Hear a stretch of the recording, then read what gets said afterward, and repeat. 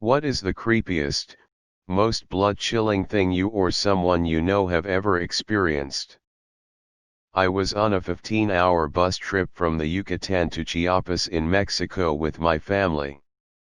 It was late at night, and after several hours of driving we stopped at a gas station to go to the bathroom, grab snacks, etc. It would have been like any other trip, however I noticed there was an unusual amount of police.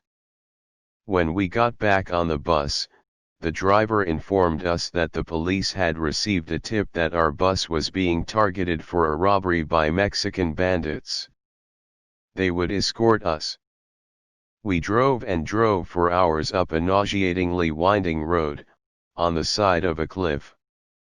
One police truck in front of us, and one behind us, armed to the nines. I was on high alert, but after a while I dozed off.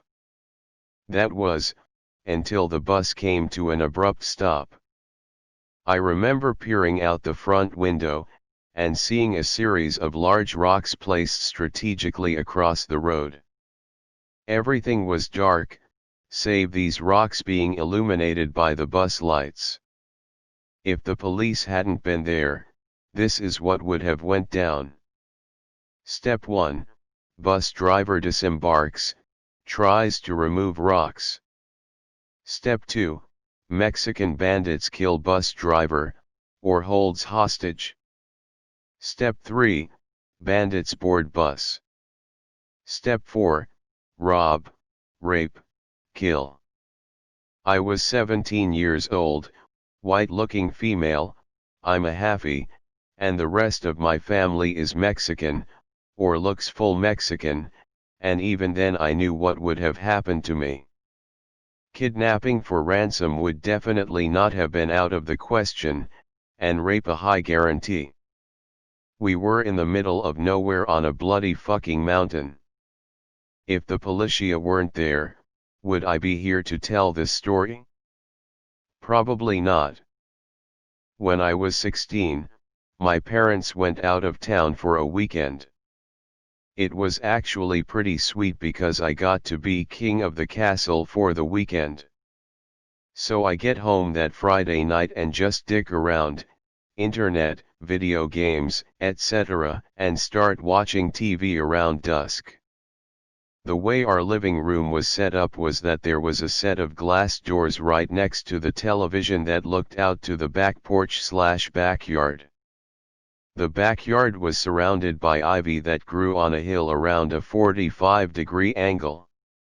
So I'm just mindlessly channel surfing and I see some movement outside. At first I just dismiss it thinking it's a bird or a neighborhood cat or something, but I then notice that whatever is moving is way bigger than a bird or a cat.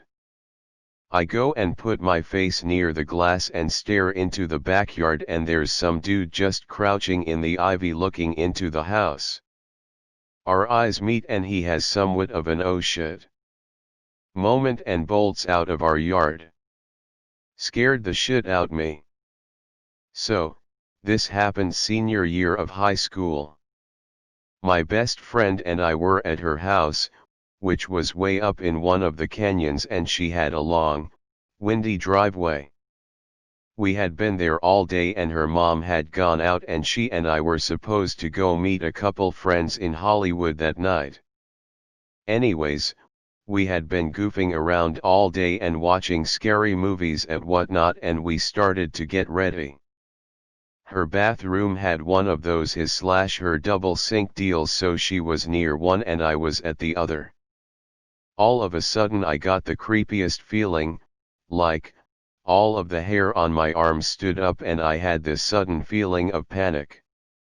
To this day it is the most terrified I have ever been. I was putting on eyeliner when it happened and I caught her eye in the mirror and said, "We need to leave. Right now." I thought she would be like, "What? You're being ridiculous or what have you," but instead she said, "I know." My blood ran cold when she said it. We left so quickly that we just grabbed what was in front of us. We booked it out of her house and down the driveway, which we weren't supposed to be on. BC her mom had just had it repaved, and her car was parked down on the street. We rounded the curve in the driveway and there was an SUV parked dead center in the middle of the street without its lights on. Suddenly, the lights turned on full blast, the SUV blared its horn and took off. We scrambled the rest of the way down, totally ruining the new paving, and were getting into her car and calling the police when her mom pulled up right behind us. To this day, I do not know if it was a robber or what, but the fact that she and I both got the sense of dread at the exact same time creeps me out to no end. Edit. Wow, I was not expecting so much interest / so many responses to this. I haven't had a chance to look at them all yet, but look forward to reading / replying this afternoon. I will say this though, my personal opinion has always been along the lines of what /you /blue and orange 92 said, in that whoever was in the SUV was the lookout and he / she flipping on their brights and laying on the horn was to alert whoever else was involved that we were now outside / there had been people in the house, etc. But we'll obviously never know for sure as we saw no one else, and there were no immediate signs of anyone having tried to break in.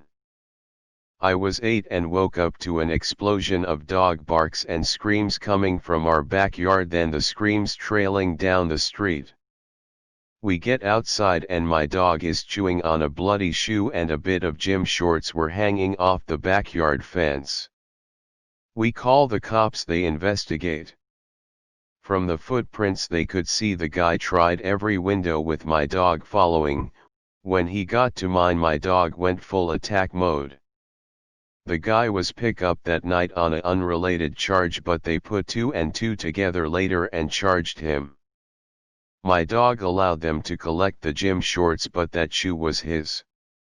He was happy and let the cops pet him as much as they liked. Animal control the next day when they drew a little blood for a rabies test. That shoe though was his. My mom had a stalker for years. She was maybe in her early 30s, I was about 3 and my brother was around 1 when this started. My dad would leave for work in the morning, and as soon as he was gone, the calls would start coming in. She'd answer the phone and some guy would be saying all this horribly sadistic and sexual things about what he wanted to do to my mom. She was beyond frightened and didn't know what to do. Sometimes the caller would describe what she was wearing at that very minute or describe what she was doing. My parents were struggling financially, so they couldn't just up and move, but my mom started spending more and more time at my dad's mother's house when he was away. The cops got involved, but they couldn't trace the call. Finally, they were able to save up enough money to move. I was about 6 by this time. The phone number was changed and unlisted in the phone book. This was around 1988 when everyone still used landlines. My mom never got another scary phone call, but she had nightmares about it for years. When I was little, I remember going into her bedroom in the morning and she would be sobbing into her pillow. I didn't understand it at that point, but she explained later in life that she'd wake up from a nightmare and just shake and cry. A couple months after we had moved, the cops informed us that they finally caught the guy. It was our next-door neighbor's 19-year-old son. He had been in the military but was discharged due to severe mental illness. I guess he was put into some sort of special security home that specializes in mental health. The lead investigator said that the son was obsessed with my mother and they found a box in his room full of a bunch of photographs candidly taken of her when she was out in the garden or playing with us kids in the yard. It chills me to the bone when I think about it now. Anything could have happened to my mother when my dad was at work and I'd be too young to help her. When my friend's dad was around 17 years old, he decided to go camping with about 8 or so of his friends. This took place in the Wisconsin forest. When they got to the site, they decided to split up to collect firewood in groups of 2, and meet back at the site in around 20 minutes. One group wasn't back right away, and since they were a couple, they just assumed they were fornicating in some bushes, and cracked a couple jokes about it. After around an hour they decided they should probably go look for them, and headed off to search in the area they had been collecting wood. They saw behind a bush part of the girl's bloody shirt, and the man's shoes were lying scattered around the scene. They quickly rushed back to their car so they could drive to the park ranger's office, which was about 5 miles away, and report the incident. However, they found that their gas had been siphoned, so they had no choice but to walk. On their walk back to the office, they saw a semi pass by with one driver and 2 faces pressed up against the window, which they believe were their friends begging for help. The 2 friends were reported missing and have never been found to this day.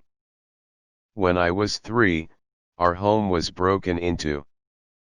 The burglar stole money off of my parents' dresser, and then went into my room and just stared over my sleeping body. I woke up and saw him. My father watched him from his bedroom while calling the police. When the burglar left and the police were there with the lights on, his footprints were in the shag carpet. This is my earliest memory. When I was about 6 or 7, we had this neighbor that would regularly try to invite me over for cake and candy, or to play with the dogs he owned. My parents didn't trust him, so of course, invites were declined. Years later, we learned that he regularly raped his 12-year-old stepdaughter and got her pregnant. When he went to trial, it was revealed that there were 4 other young girls in his past that he had abused. The guy used to decorate his house like a haunted mansion every Halloween, and kids would go crazy for it. I'm so glad that my parents wouldn't allow me to go there. We had a break-in in the home I lived in as a child. I was about 5 or so and I used to come home from school and I would be alone as my sister was at school and my parents were at work. The house was at the bottom of a long driveway too, with a big-ass yard and a huge bush with a river behind it, so it was kind of isolated. One day I came home from school, down the driveway as usual, went to unlock the gate and noticed that our front door was broken but the gate wasn't. As I said, I was only 5 so I wasn't very smart. I proceeded to open the gate to go in and as I entered, I heard someone's running out the back door. I went into the house and saw that the burglars had broken in through a back window and just took everything. Point of the story is that they were still in the house when I arrived home, and when they heard the front gate opening, they fled out the back as they probably thought it was my dad, who is a police officer. Had they known it was just a 5-year-old kid, who knows what would have happened to me. Makes my fucking blood run cold just thinking about it. Edit.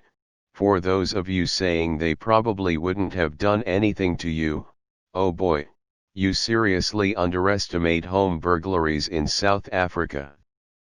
Edit 2. My first comment to ever pass 1,000 points. Yay. Thanks, guys who broke into my house and stole all our stuff.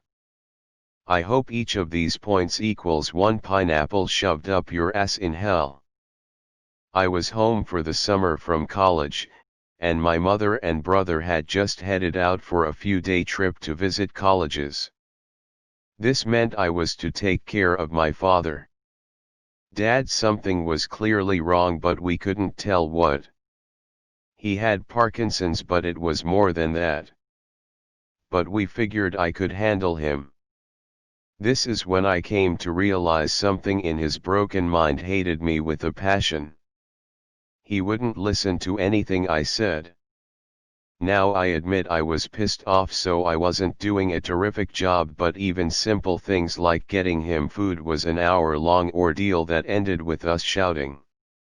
This last time, I called Mom on the house phone because at least he'd listen to her.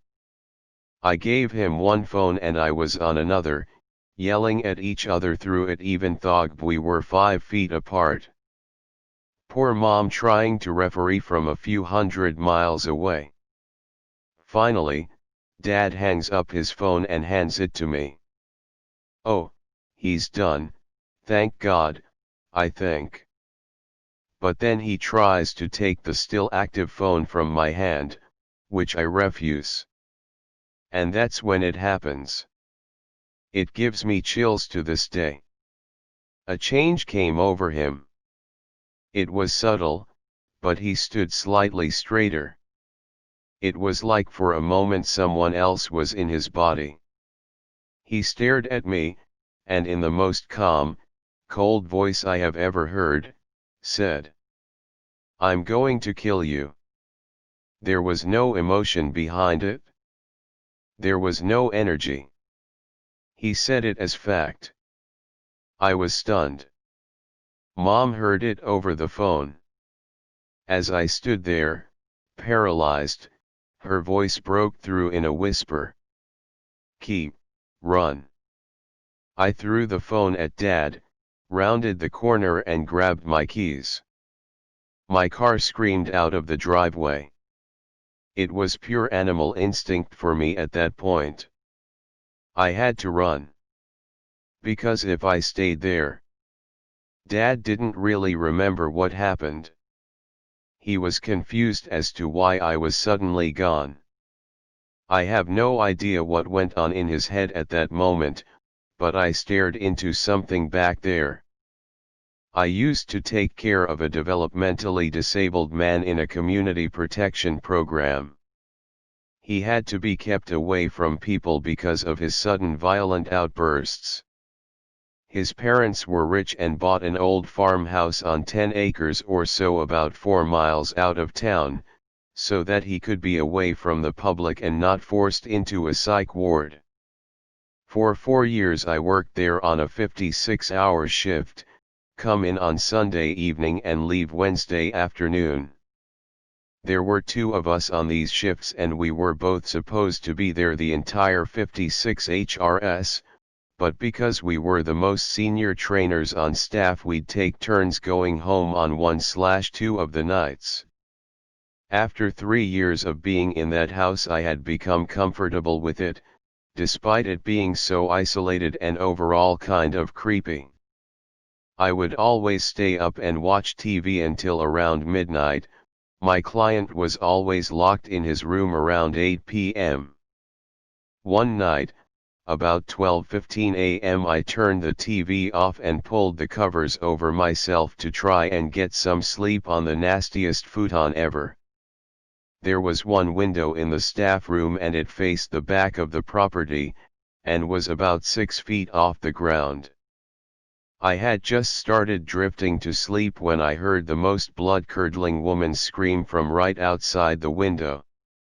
I popped up so fast that I nearly lost consciousness and had to steady myself in the doorway while the scream continued and then faded away. I grabbed a flashlight from the laundry room and threw open the back door, illuminating the area outside the window, and there was nothing. I ran along the perimeter of the house and saw nothing. I watched the sun come up the next morning, desperately glued to the TV, trying to distract myself from what had happened. All of the people I worked with were much older than me, and there was no good reason to play a prank like that in the middle of January in eastern Oregon. I'm sure there's an explanation, but it bothers me to this day. I went to see a movie with a friend of mine. It was dark when we got out of the movie and she offered me a ride home, but it was pretty short walk, nice night, and I live in really safe town. Usually. So I start to walk home. I guess I should mention, I'm a woman, and a particularly small one. About 2 blocks into my walk I hear yelling and screaming, moaning. I look and these 2 guys in hoodies are kicking something, but I can't see what because there is this short cement wall blocking my view. They shout something, not at me, and take off in the opposite direction. So I run to where they had been. That all happened very quickly. I get there and there is this homeless man. It's really dark, but he's obviously hurt badly. He has a blanket. He was clearly sleeping when these guys came up and attacked him. I actually recognized him, not by name, but it's a small town, and I've seen him around. He gets up and grabs his blanket and looks around for a minute. I try to talk to him, but he just can't really talk to me. He's quite mentally ill and has now been hit in the head and he's just terrified. He takes a couple steps as I'm calling 911 and ends up under a street light. His head and face are covered in blood with some dirt caked over it. To the point I can't see any skin on his face. He's way too spooked to let me try to help. I'm explaining to 911 the situation but mostly just begging for an ambulance. They want to know about the 2 guys, of course, but I didn't see them well and I have this guy bleeding from his head in front of me. And then he starts walking. I have no way to stop him, so I just follow a little bit behind because I don't want to be an extra thing that terrifies him, but I also need to update 911 where we are. We made it like 8 blocks before the fire truck intercepted us. I am shocked he makes it that far. No one else is out. 911 keeps wanting me to give a more detailed description, which is the one point I lost it a little bit. He's the only guy covered in blood walking down street. Name. Sorry 911 operator. I cannot describe how relieved I was when the fire truck showed up. The police talked to me for a little bit. Then they left. The guy had been transported and the fire truck was gone. All of the sudden everyone was gone and I was just standing there on an empty street in the dark. I took a step to start to walk home, now farther than where I started. And decided to call my friend, instead. She drove back and took me home. The guy with the head injury lived. The 2 terrible humans who did that were never caught. On April 18th of this year, I came home from work and began working on some homework. After 30 minutes of homework, my aunt entered my mother's bedroom and began screaming hysterically, ordering me to call 911. Once I was on the line with the operator, she asked what the nature of my emergency was. I didn't quite know, so I entered my mother's bedroom to find her dead of a heart attack and laying face down on the floor, wedged between her nightstand and her bed. The operator dispatched the paramedics and instructed me on how to perform CPR. In order to do so, I had to flip my mother onto her back. When I grabbed my mother's cold, lifeless arm, I realized that she couldn't be moved as she was wedged firmly between her bed and her nightstand and rigor mortis had already set in. I was unable to flip her over and I had never seen or touched a dead body before. After the paramedics came and told me that nothing could be done, the medical examiner informed my family that she couldn't be seen as she had been laying on her face for so long. It's assumed by my family that she hit her head on the way down as her dentures were on the floor beside her. The combination of her head trauma and the fact that she had been dead for many hours had rendered her unviewable as deemed by the officer from the medical examiner's office. To answer your question, the sight and feeling of my mother's deceased body is the most chilling thing that I have ever seen. Her memorial is this Sunday. Edit. I really appreciate the condolences and heartfelt messages you've sent me. I'm proud to have a great support network, outside of the internet, full of people who have put themselves out there for me. I just started my move into my new home and will be sleeping there for the second time tonight. My new home is the spare bedroom of an old music teacher of mine. After his daughter and grandson moved out, I've been fortunate enough to be offered a room free of charge to live in. This is an amazing opportunity, especially for a college student whose job only offers 20 HRS a week. I hope only to be able to repay him for what he and his wife have done for me.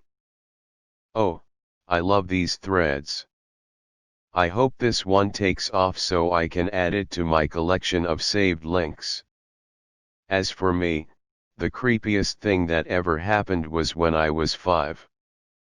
My mom, my sister, and I were living in a small trailer in a rural town in GA.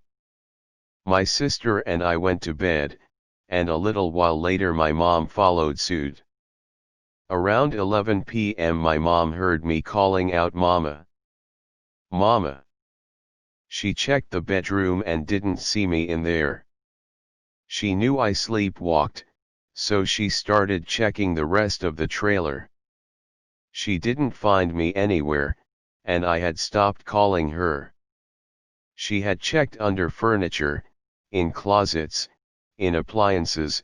I liked to hide in the dryer at that age, in the kitchen cabinets. She eventually found me standing outside on the front porch in my underwear. She never figured out how I got outside, as the front and back doors were locked by the handle and by chain locks. The windows were shut, and were a type that can only be shut from the inside. I feel like this will get buried, but when I was in primary school this old man used to work on the playground. He'd just monitor the children and make sure everything was okay. He'd always invite me over for dinner and used to talk about his wife who was at home waiting for him to get back. He used to tell me about his dogs and say that I could feed them treats if I met them. I used to beg my mum to let me go to his house and she would always outright refuse. I was bummed because his house sounded fun and I wanted to meet his dogs, but my mum's word was the law, so I got over it. He somehow found out my address and sent me a Christmas card one year. Fast forward to when I'm in secondary school and his name is all over the paper. Sentenced for raping a 6-year-old girl. It also turned out that his wife had died years ago. I was only 8 when I knew him, but I still remember what he looked like, and I'll always be glad that my mum was so protective.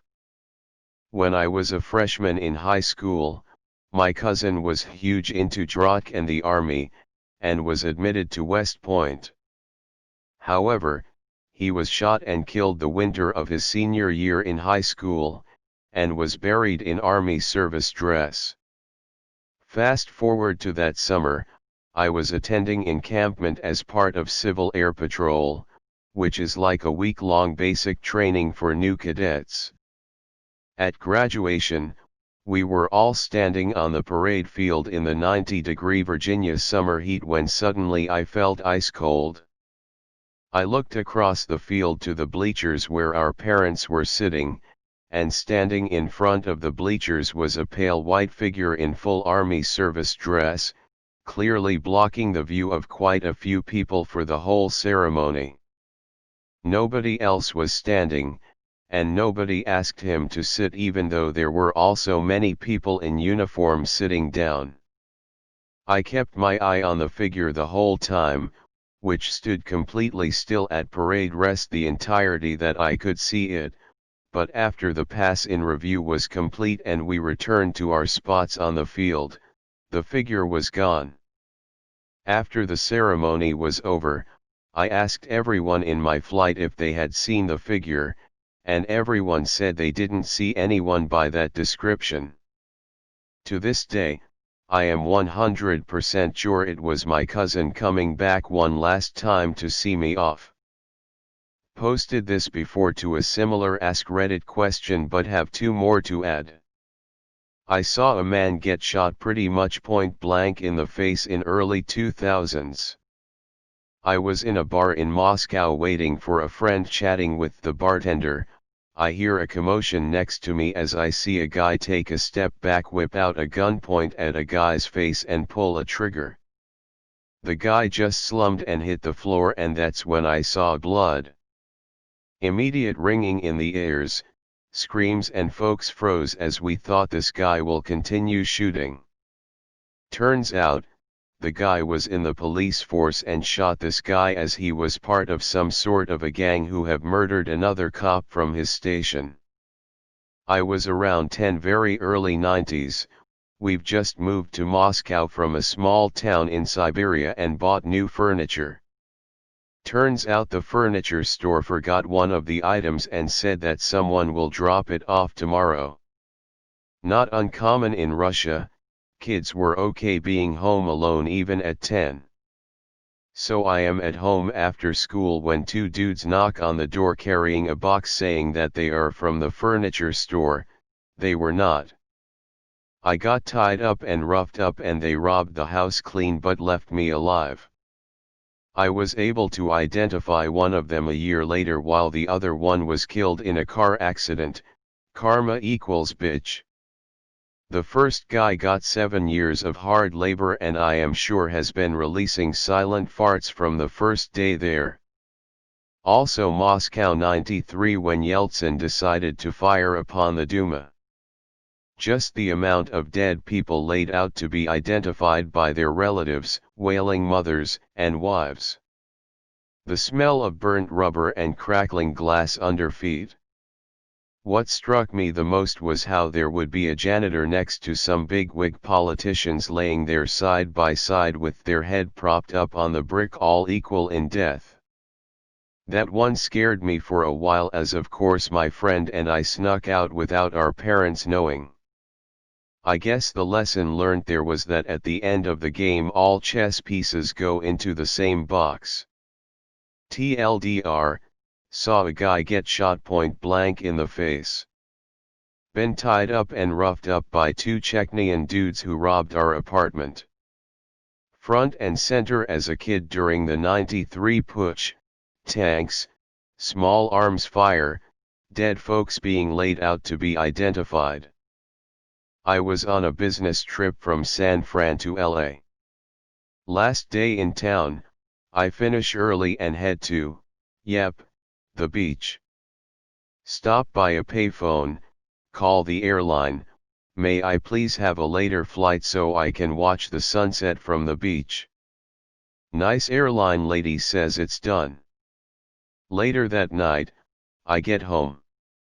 My wife is laughing her ass off. I knew you weren't dead. She kept saying. Turns out, the owners of the company I worked for, the same guys that had bought the original tickets for the flight, had been calling her, telling her how sorry they were for her loss. My supervisor was in tears, and wifey is laughing, telling them all I'm not dead. My original flight home was that Southwest Airlines flight from the 80s where a disgruntled baggage handler had gotten on the plane with a pistol and put a bullet in the backs of the heads of the two pilots. The plane crashed and burned, killing all on board, near San Luis Obispo. It was a good sunset on the beach.